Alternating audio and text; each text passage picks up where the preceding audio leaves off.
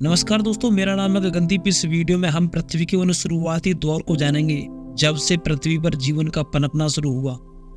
दोस्तों, करीब 50 साल पहले ही हम चांद पर पहुंच गए थे।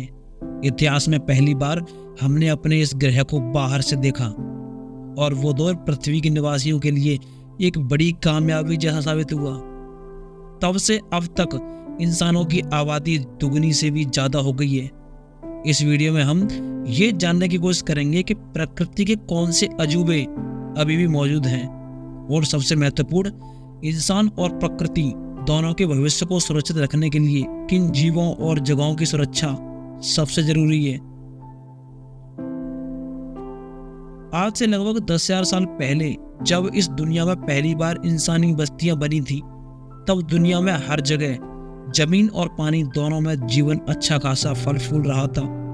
कई पीढ़ियों तक प्रकृति ने हमारी विकसित होती सभ्यताओं को पाला है, लेकिन अब इंसानों की वजह से ही इस प्रकृति का विनाश होता जा रहा है। दोस्तों, पिछले 50 सालों में इस पृथ्वी पर कई जीव जंतुओं की आबादी 60% से कम हो गई है और प्रकृति के सदियों पुराने सिस्टम अब कमजोर पड़ने लगे हैं। इन सब का मुख्य कारण हम इंसान ही हैं। लेकिन दोस्तों, प्रकृति में अब भी बहुत ताकत है। अभी भी इसकी खूबसूरती बरकरार है, लेकिन पहले जैसी नहीं। अब भी इंसानों की मदद से इस ग्रह की हालत सुधर सकती है। प्रकृति में ये सिस्टम कैसे काम करते हैं और हालात कैसे बेहतर हो सकते हैं, ये जानना इंसानों को बहुत जरूरी है। प्रकृति में अभी भी कुछ जगहों पर शानदार जीव जंतु पाए जाते हैं। उन्हीं में से यहाँ साउथ अमेरिका के पेरू में समुद्र के किनारे सी बर्ड्स लाखों की तादाद में आकर किनारे पर जमा हो जाते हैं। इनके इस तरह जमा होने का कारण बच्चों को जन्म देना है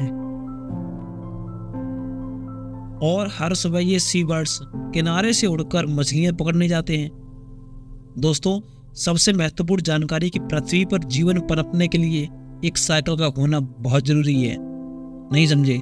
चलिए समझते हैं कैसे।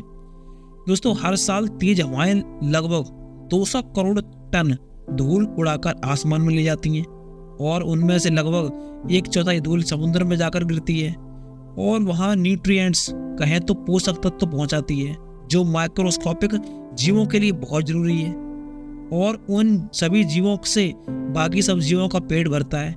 और अंत में इसी धूल की वजह से समुद्र में जीवन के पनपने की शुरुआत हो जाती है और डॉल्फिन्स उनकी तलाश में खुले समुद्र में घूमती हैं।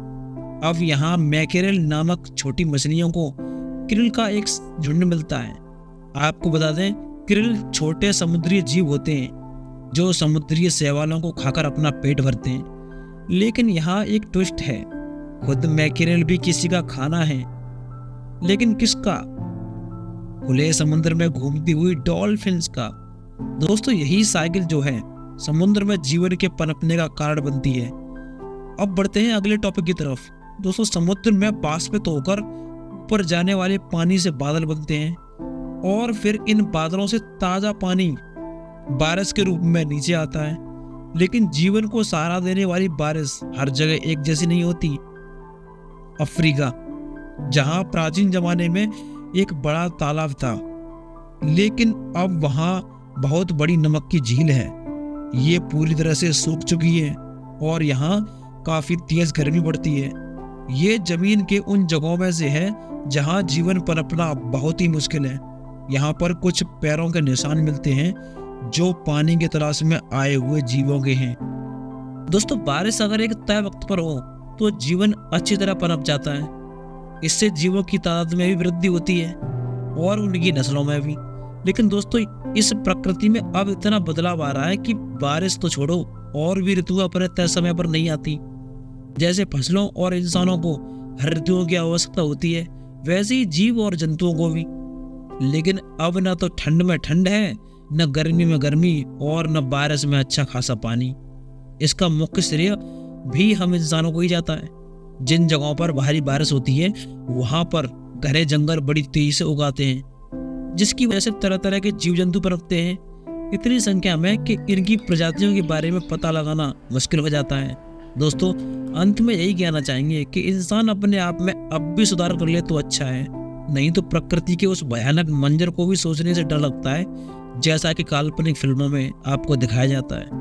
वैसे प्रकृति के बारे में ये रोचक जानकारी आपको कैसी लगी, कमेंट सेक्शन में रिप्लाई जरूर दीजिएगा।